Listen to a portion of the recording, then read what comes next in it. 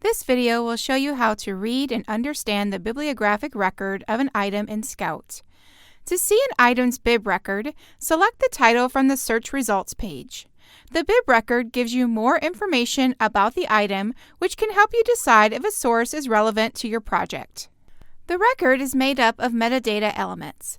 Each metadata element listed in the record tells us more about the selected source. Let's look at some of the key elements from this record for an academic journal article.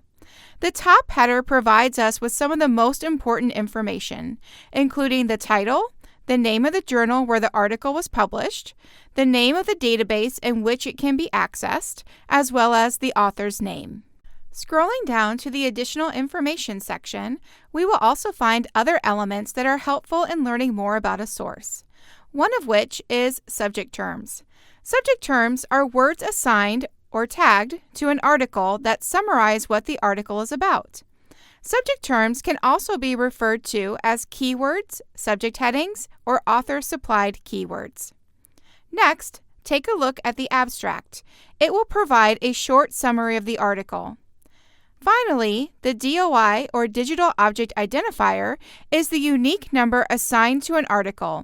It can help you locate a source and is often included in citations. Notice that the author's name, the title of the journal, and all the subject terms and keywords are hyperlinked. Clicking on any of the hyperlinks will perform a new search in Scout, using the selected term as your new search criteria. For example, clicking on the subject term, college athletes, takes me back to Scout's advanced search and shows me results that all have college athletes as a subject term. Use the More Like This section to discover additional sources similar to your selected item. The Publication Contents area shows other articles published in the same journal, which can help you explore related research. Take time to explore the bibliographic record. It's a great way to do a quick preliminary evaluation of your sources. This helps you decide which items are worth investigating further through the full text options, and which ones you can skip.